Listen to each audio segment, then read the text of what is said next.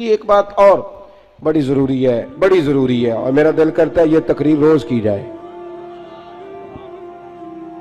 اخلاق حسنہ کا کمال یہ ہے کہ خوددار رہ کے زندگی گزارے، عزت نفس کے ساتھ، یہ ہاتھ پھیلانا چھوڑ دے، یہ امیروں کی جیبیں دیکھنی چھوڑ دے۔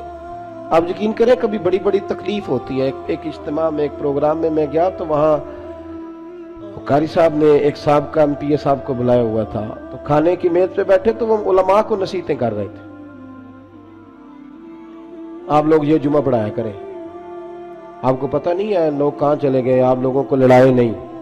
تو میں اس لیے خاموش رہا کہ اب انہوں نے فنڈ بھی دیا ہوگا، علماء بیچاروں کی مجبوری ہوتی ہے، جیب سے کہاں خرچ ہو سکتا ہے، اتنے پیسے نہیں ہوتے، تو کسی جگہ سے اب وہ نصیحتیں کرنے لگ گیا، آپ لوگ ان کو جمع کریں۔ کیوں بھلا؟ اس لیے کہ اگر خودداری ہو نا تھوڑے پہ گزارے کا تو پھر ان جیسے لوگوں کی ضرورت نہیں پڑتی۔ یہ جب ان سے کوئی تھوڑا سا آپ توقع رکھتے ہیں پھر یہ ظلم کرتے ہیں۔ تھوڑی دیر کے بعد پھر کہنے لگا جی میں آپ کو مضمون دیتا ہوں اگلے جمعے کا، آپ نے اگلے جمعے یہ تقریر کرنی ہے، تو پھر میری بھی کئی دفعہ مجبوری ہے، کچھ رگیں ایسی ہیں جو نہیں سانس لینے دیتی، وہ رضا کے نیزے کی مار ہے کہ عدو کے سینے میں غار ہے، پھر کسے چارہ جوہی کا وار ہے کہ یہ وار وار سے پار ہے۔ تو کئی دفعہ مجبوری ہوتی ہے نا، ایٹ سیٹ تے پکھڑا کوار گندل اسی اور بھی بوٹیاں جاننے ہیں، تو وہ مطلب اس نے سمجھا کہ سارے ایسے ہیں۔ تو کہنے لگا جی پھر بولے آپ وعدہ کرتے ہیں، میں کہا چوہدری صاحب کی کم کر دے ہو؟ کہندہ پانڈے بنانے، میں کیوں ہی بنایا کرو تیان نال، یہ علماء کے معاملات میں مداخلت بند کر دے، آپ کو کیا پتا کیا موضوع بیان کرنا ہے، آپ علماء کو مشورہ دیں گے جائے کام کریں اپنا۔ کبھی کسی نے اٹھ کے پائلٹ کو مشورہ دیا ہے کہ جہاز صحیح چلا، اس کے پاس ٹریننگ ہے، وہ مرضی کرے گا، جس طرح کا اس کا دل کرے گا وہ چلائے گا۔ کبھی کسی نے بس کے ڈرائیور کو اٹھ کے مشورہ دیا ہے کہ یہ والا گیئر لگا، گاڑی یہ گیئر مانگ رہی ہے۔ آپ خدا کا خوف کریں، یہ 8 سال مدرسے میں پڑھا ہے، اس کو پتہ ہے اس نے کیسے کر کے دین چلانا ہے۔ اور علماء نے الحمدللہ علماء یہ جتنی آپ کو کہتے ہیں جی مولویوں نے کیا کیا ہے، تو میں نے کہا مسجدیں کم ہوتی ہیں، قرآن سنانے والے زیادہ ہوتے ہیں، یہ علماء کی محنت ہے اللہ کے فضل سے۔ ہر مسجد میں اذانیں ہوتی ہیں، جمعے کا خطبہ ہوتا ہے، یہ علماء کی محنت۔ اور پھر میں نے ان سے قبلہ سے بھی عرض کی، میں نے کہا چھوڑ دے آپ ہمیں بلائیں، مسجد والا سپیکر چلائیں، اب کوئی بندوبست نہ کریں، آپ مسجد کی چٹائیاں بچھائیں، ہم کو محتاج ہے کہ ہمیں بہت زیادہ بندوبست ہوگا تو نوٹ گریں گے تو تب بھی تقریر ہوگی، یہ رسول اللہ کا دین ہے۔ اگر کفار مکہ کے مجمع میں کھڑے ہو کے اکیلے جناب ابو بکر صدیق مصطفیٰ کی شانیں بیان کر سکتے ہیں تو ہم بھی ہر جگہ کھڑے ہو کے بیان کر سکتے ہیں، کوئی ایسا مشکل کام نہیں ہے۔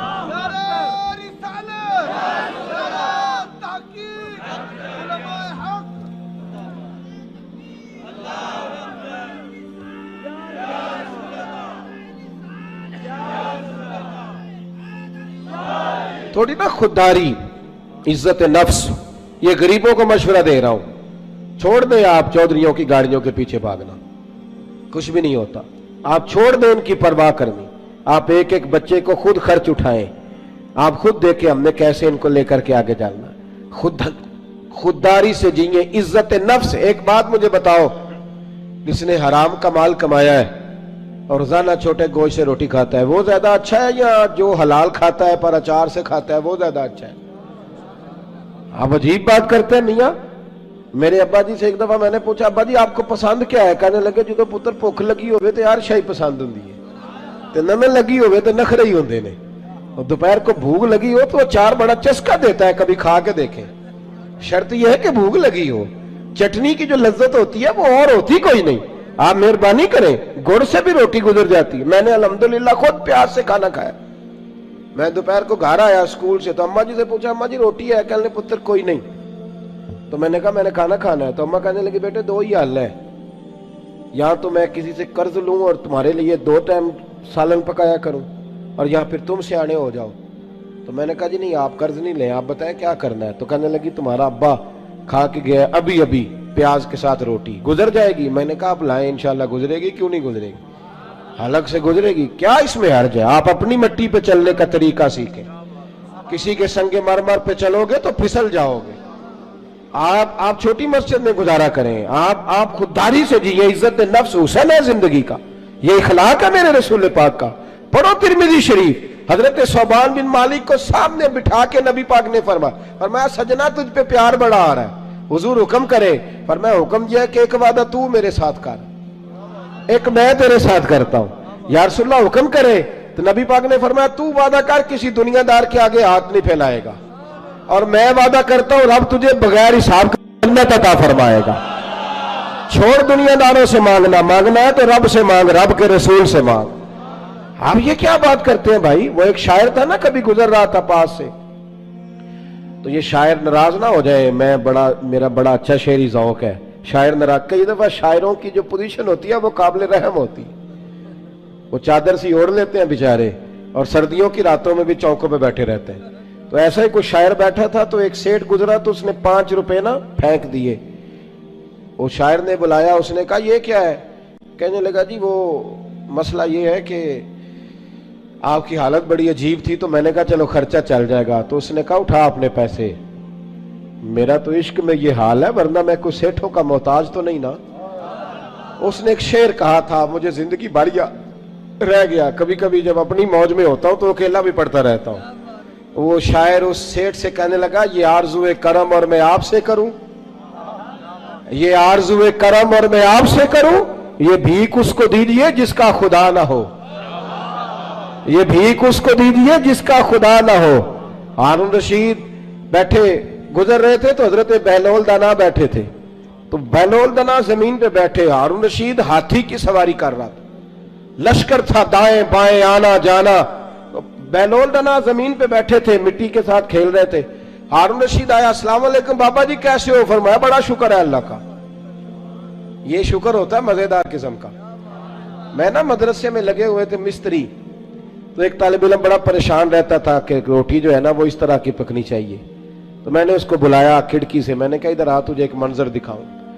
وہ مزدور نا دوپہر کو روٹی لاتا ہے, ساتھ دیہڑی لگا ہوتا ہے نا جو, تو میں نے کہا وہ دیکھ مزدور کھانا کھانے لگا ہے. وہ اچار 2 روٹیوں کے بیچ رکھ کے لایا ہے, اور پھر ٹوٹیوں پہ بیٹھ کے اس نے ہاتھ دھوئے, پھر پانی کا گلاس بھرا, پھر اس نے جب روٹی کھولی نا تو وہ پونے کو بھی سارا اچار لگا ہوا تھا, اور پھر اس نے کئی دفعہ بسم اللہ پڑھی.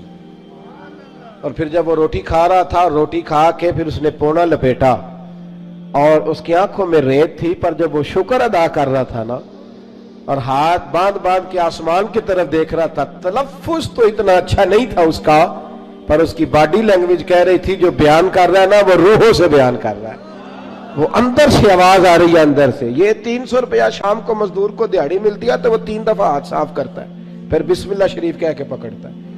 تو جو خطیب صاحب کہتے ہیں کہ وہ 35,000 اکاؤنٹ میں کرا دینا, انہوں نے تو کبھی بسم اللہ نہیں پڑھی. یہ جب آپ ایسے نوٹ پھینکتے ہو تو کبھی نعت خواہ کو دیکھا بسم اللہ پڑھتے ہوئے؟ سوال ہی نہیں پیدا ہوتا. اس کو تو پتا ہے کہ اب کون سا شعر ہے جو بار بار پڑھوں گا تو اس پہ نوٹ آئیں گے, اس کو تو پتا ہے. اور ساتھ یہ بھی کہہ رہا ہے کہ میں نبی پاک کے طرف سے آتا ہے تو کھاتا ہوں. تو یہ کیوں کہہ رہا تھا پہلے 25,000 بھیجو تو پھر آؤں گا؟ اس کی کیا ضرورت تھی؟ اگر تو حضور کے نام پہ کھاتا ہے نا تو پھر سیٹھوں سے سوال کرنے کی ضرورت ہی نہیں. مصطفیٰ کریم جب دیتے ہیں تو شان کے ساتھ دیتے ہیں, اور گھر بیٹھے بٹھائے بھی عطا کر دیتے ہیں, پھر ضرورت نہیں. بہلول دانا بیٹھے تھے تو ہارون رشید قریب سے گزرا, بابا کیا حال ہے؟ کہ بڑا اچھا. کہنے لگے بابا کوئی حکم ہی کر دے. تو بابا جی مسکرا پڑے, کہنے لگے تجھے کون دیتا ہے؟ کہنے لگا اللہ. تو فرمایا مجھے. کہا اللہ. تو حضرت بہلول دانا فرمانے لگے یہ تو نہیں نہ ہو سکتا کہ اللہ ہارون رشید کو دیتا جائے اور بہلول دانا کو بھول جائے, یہ تو نہیں نہ ہو سکتا. جا اپنا کام کر میاں, تو کس چکر میں الجھ گیا؟ خودداری سے جیئیں, عزت نفس, پھٹے کپڑے پہن کے گزارا کریں. خبردار, باوقار آدمی شاندار ہوتا ہے, باوقار آدمی شاندار ہوتا ہے. مجھے ایک بچے نے ویڈیو لا کر کے دکھائی, آپ یقین کریں میں آج تک اس بچے کو ڈھونڈ رہا ہوں. کوئی غریب کا بچہ سڑک پہ پینسلیں بیچ رہا تھا, تو کسی نے اس کو کہا, یہ اسی وطن کی بات, کسی نے اس کو کہا یہ بیٹے 100 روپیہ لے لو. تو کہنے لگا نہیں میرے ابا نے منع کیا ہے. اس نے کہا پینسل کی مزدوری لینا, مسواک بیچ لینا, لیکن پتر کسی سے 100 روپیہ نہیں لینا, پھر مانگنے کی عادت ہو جاتی ہے. پھر انسان کو مفت کے دسترخوان پہ مزہ آتا ہے. حضرت سالم بن عبداللہ بن عمر, جناب عمر کے پوتے, طواف کعبہ کر رہے تھے, بیت اللہ کا طواف کر رہے تھے. तवाफ करते करते खाना काबा के दरवाजे के सामने मकाम मुल्तजिम के पास खड़े हुए तो खलीफा अब्दुल मलिक बिन मरवान आ गया। अस्सलामु अलैकुम के बाद कहने लगा, हुजूर मैं गवर्नर हूं मक्के का, कोई हुक्म हो तो बताइएगा। तवाफ मुकम्मल हुआ, खाना काबा के गेट के कोई हुक्म? तो हज़रत सालिम बिन अब्दुल्लाह फरमाने लगे, यार तुझे किस पागल ने गवर्नर बना दिया है, किस बेवकूफ ने तुझे ये ओहदा दिया?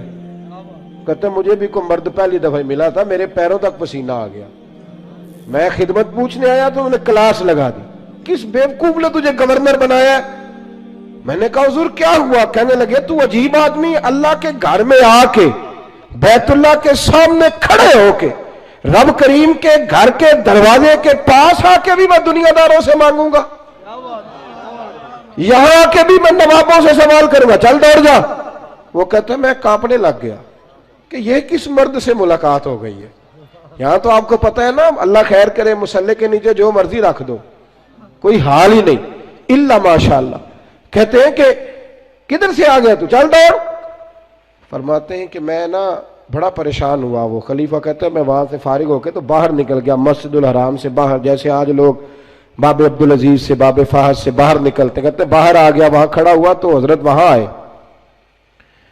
मैंने कहा हुजूर अब तो बैतुल्लाह सामने नहीं, अभी कोई हुक्म कर दें। तो मुस्कुरा पड़े, कहने लगे तुझे बड़ा शौक है तो बता, तुझसे दीन मांगू कि दुनिया मांगू?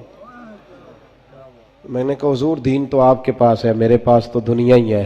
तो हंसने लगे, फरमाने लगे दुनिया तो मैंने उससे कभी नहीं मांगी जिसने दुनिया बनाई है, मैं तो उससे भी उसके महबूब के दरवाजे की गुलामी मांगता हूं, मैं तो कभी उससे दौलत नहीं मांगने गया तो तुझसे मांगूंगा।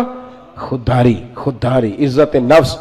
मेरे गरीब का मसला ये है कि मेरा अमीर कहता है कि ये रेट ले लेगा, वोट दे देगा, गली बनवा लेगा, वोट ले लेगा, ना ऐसा करो।